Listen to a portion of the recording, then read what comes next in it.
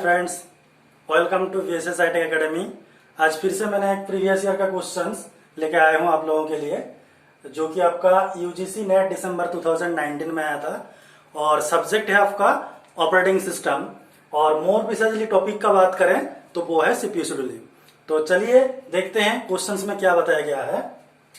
Given CPU time slice of 2 millisecond, यानी कि आपको एक टाइम स्लाइसिंग गिवन है जो कि 2 मिलीसेकंड है। And following list of processes आपका पास गिवन है, 3 प्रोसेसेस गिवन है, P1, P2, P3। यहाँ पे मैं BT शॉर्ट फॉर्म में लिखा हूं। BT होता है boards time, that is given for P1 3, P2 4, P3 5। And also 80 यानी कि अराइवल टाइम में गिवन है, जो कि P1 के लिए 0 है, P2 के लिए 2 है, P3 के लिए 5 है। क्वेश्चन क्या पूछा है? फाइंड एवरेज TAT मतलब turn around time, find average turn around time and average WT यानी कि waiting time using round robin CPU scheduling algorithm. तो यहाँ पे 2 चीज पूछा है आपको, एक तो टर्न अराउंड टाइम, यानी कि यहाँ पे मैं अंडरलाइन कर देता हूं, टर्न अराउंड टाइम, और एक वेटिंग टाइम यूजिंग किसको, यानी कि राउंड रोबिन CPU शेड्यूलिंग।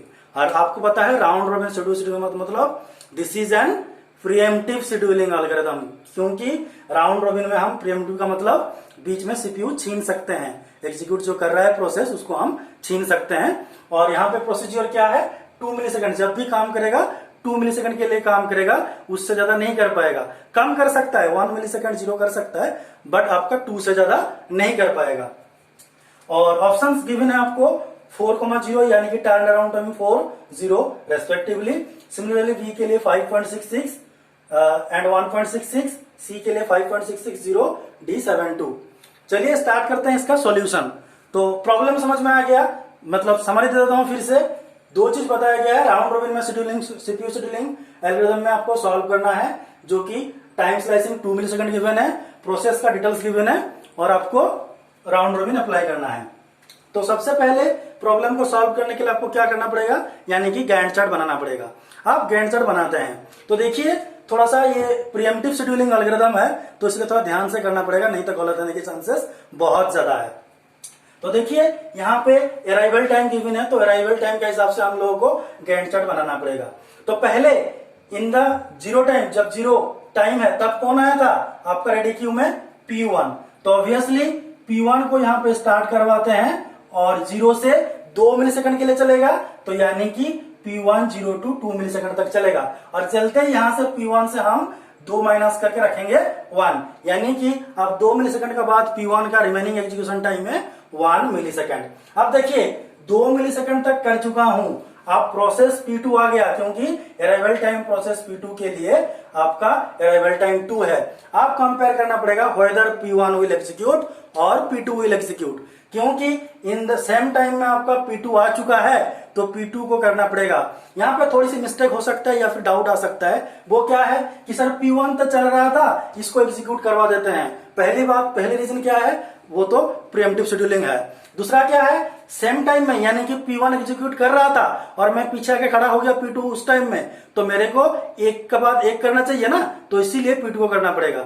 अगर इस केस में अराइवल टाइम ऑफ P2 का 3 होता, तब मैं मजबूर हो जाता P1 को एग्जीक्यूट करने के लिए, बट इस केस में हम P1 को दोबारा एग्जीक्यूट नहीं कर पाएंगे, बिल्कुल आपको P2 को करना पड़ेगा। तो इसीलिए मैंने P2 को एग्जीक्यूट करवाया।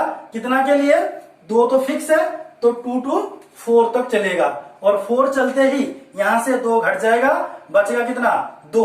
अब देखिए एग्जीक्यूशन टाइम 4 मिलीसेकंड तक है, और 4 मिलीसेकंड में P3 अभी आया नहीं है, क्योंकि P3 का अराइवल टाइम 5 है। तो अब कंपैरिजन होगा P1 एंड P2 में।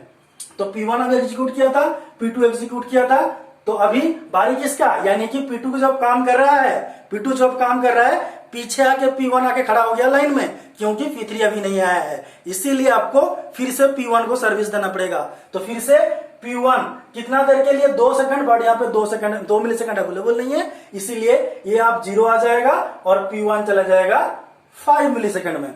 अब 5 मिलीसेकंड आते ही आपका प्रोसेस जो P3 है वो आपका रेडी क्यू में आ चुका है, बट P1 का बाद P3 को हम एग्जीक्यूट नहीं कर सकते हैं, क्योंकि P1 जब एग्जीक्यूट कर रहा था तब क्यू में हमारा P2 आके खड़ा हो चुका है, इसीलिए हम P2 को एग्जीक्यूट करने के लिए मजबूरन हो गए कि ना कि P3 को एग्जीक्यूट करेंगे। तो इसीलिए हम लोग क्या करेंगे, फिर से P2 को एग्जीक्यूट करेंगे। कितना स्टार्ट हो गया, मतलब 2 मिली सेकंड, और 2 मिली सेकंड यहाँ पे अवेलेबल है, इसलिए 2 कैंसिल करके इसको 0 और इसको P2 को 7। अब आता है सिंपल एक ही प्रोसेस है आपका रेडी क्यू में, जो कि है P3। तो इसीलिए P3 को एग्जीक्यूट कराएंगे। P3 कितना तक, 9 तक करेगा, फिर 9 करते ही यहाँ पे 3, फिर 11 तक करेगा P3, फिर यहाँ पे 1, फिर यहाँ पे 12 और यहाँ पे P3। आप यहाँ पे चाहे तो एक साथ, क्योंकि आपको पता चल गया 3 ही प्रोसेस है, P1 P2 ऑलरेडी एग्जीक्यूट कर चुका है, बचा है P3। तो यहाँ पे आप 2 2 1 कर सकते हैं, या फिर इसको सीधा सीधा कैंसिल करके आप यहाँ पे भी P3, उसका बाद आप यहाँ पे 12 लिख सकते हैं, क्योंकि 7 + 5 आपका 12 हो जाएगा। अब एक ही, क्योंकि ये डायरेक्ट क्यों लिख रहा हूं, क्योंकि इसका बीच में और कुछ प्रोसेस नहीं आएगा, इसीलिए मैं सीधे सीधा लिख दिया। अब बात करते हैं जो क्वेश्चन पूछा गया, turn around time and waiting time. तो टर्न अराउंड टाइम क्या है, turn around time nothing but process कितना टाइम लेता है कंप्लीट करने के लिए, यानी कि total time taken by process. तो इसीलिए इसका फॉर्मूला हो जाएगा process finish time minus process arrival time. अब देखिए P1 का प्रोसेस कब खत्म हुआ, 5 में, P2 का कब खत्म हुआ, 7 में, P3 का 12 में, minus minus minus process arrival time. Process arrival time कितना है, 0 to 5। तो यहाँ पे सिंपल 0 to 5 फटाफट आंसर आ जाएगा। तो इसीलिए यहाँ पे कितना होगा, 5, यहाँ पे भी 5 और यहाँ पे 7। बट पूछा है एवरेज, तो एवरेज के लिए हम क्या करेंगे, 5 + 5 + 7, यानी कि 5 + 5 + 7/3, nothing but 17/3। This is nothing but 5.66 millisecond. This is my answer. अब इस क्वेश्चन के लिए इतना करने के बाद मेरे को अगर थोड़ी सी दिमाग लगाएंगे ना, तो वेटिंग टाइम निकालने की जरूरत नहीं है। क्यों, आप यहां से बिना वेटिंग टाइम निकाल के भी आप ऑप्शन से सीधा एग्जाम में आंसर दे सकते हैं। ऐसा क्यों मैं बोल रहा हूं, देखिए, क्योंकि ऑप्शंस में 5.66 दो ही जगह प्रेजेंट है, एक तो बी और एक सी। तो ऑब्वियसली बात है, अगर हमने ये करेक्ट निकाल चुका है आंसर, तो ऑब्वियसली बात बोल सकते हैं ए और डी ऑप्शन किसी भी हालत में आंसर नहीं होगा। और 5.66 जो है दो जगह प्रेजेंट है, बी एंड सी, और बी में 5.66 है, और सी का ऑप्शन क्यों मैं कैंसिल कर सकता हूं, क्योंकि सी में वेटिंग टाइम 0 है, जो कि कभी नहीं हो सकता। क्योंकि वेटिंग टाइम यहाँ पे देखिए, P1 इकट्ठा काम कंप्लीट नहीं किया, बीच में P2 इंटरप्ट किया, कितना, 2 मिलीसेकंड के लिए, और यहाँ पे P2 के लिए फिर P1 एंट्री किया था 1 मिलीसेकंड के लिए, यानी कि इसमें तो इंटरप्ट आ गया था। तो इसीलिए वो कभी वेटिंग टाइम 0 नहीं आ सकता है। वेटिंग टाइम 0 मतलब जिस टाइम में आया उसी टाइम में वो प्रोसेस एग्जीक्यूशन स्टार्ट कर दिया, और वेटिंग टाइम मतलब total time spend in ready queue. तो इसीलिए हम बोल सकते हैं कि यहाँ पे आंसर 5.66, 1.66 है। जिन लोगों को विजुअलाइजेशन नहीं हो रहा है, प्रूफ करने के लिए मैं प्रॉपर इसको करके भी दिखाता हूं। कैसे, वेटिंग टाइम के लिए मैंने फॉर्मूला बताया कि turn around time minus boast time, यानी कितना टाइम लगा है, और बोस्ट टाइम यानी कि इसका एग्जीक्यूशन टाइम कितना था, तो वहां से उसको सब्ट्रैक्ट कर देंगे तो मेरे पास वेटिंग टाइम आ जाएगा। और यहाँ पे देखिए P1 P2 P3 के लिए मैं यहाँ पे ऑलरेडी टर्न अराउंड टाइम निकाल चुका हूं, जो कि आपका 5, 5, 7 है। तो यहां से माइनस कर देंगे किसको, बीटी को। बीटी कितना है, 3, 4, 5, 3, 4, 5। This is equal to 2, this is equal to 1, this is. So यहां से मेरा वेटिंग टाइम निकल चुका है P1 P2 P3 के लिए, P1 2, P2 1, P3 2।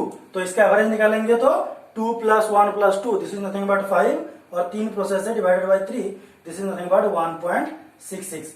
अब देखिए यहां से भी मेरा 1.66 आया, तो 0 हुआ नहीं हुआ। तो मैंने जो बात किया था कि यहाँ पे 0 नहीं होगा, तो वो भी मैंने प्रूफ करके दिखा दिया। तो फाइनली आंसर मेरे को मिल गया 5.66, 1.66। This is the final answer. इस तरह से भी आप कर सकते हैं, या फिर यहाँ पे भी मेरे को दिख रहा है कि P1 के लिए बीच में 2 मिलीसेकंड के लिए रुक गया था, और P1 के लिए 1 मिलीसेकंड के लिए रुक गया था, और P3 के लिए, क्योंकि P3 आया था आपका 5 मिलीसेकंड में, और स्टार्ट हुआ था 7 मिलीसेकंड में। तो वैसे भी करेंगे तो 2, 1, 2 आएगा, यानी कि जैसे भी करेंगे वो आंसर आपको मिलेगा वही फाइनली 5.66, 1.66। तो उम्मीद करते हैं कि ये जो प्रॉब्लम है आपको समझ में आया होगा। अगर समझ में आया है तो प्लीज वीडियो को लाइक कीजिए, और अपना दोस्तों से या फिर जूनियर से, या फिर जो खास करके नेट का तैयारी कर रहे हैं उनका साथ भी शेयर जरूर कीजिएगा। और इस तरह का नया नया वीडियो पाने के लिए तुरंत नोटिफिकेशन हमारा चैनल को सब्सक्राइब कर दीजिए।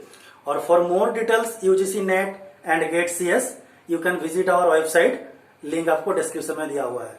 Okay, thank you.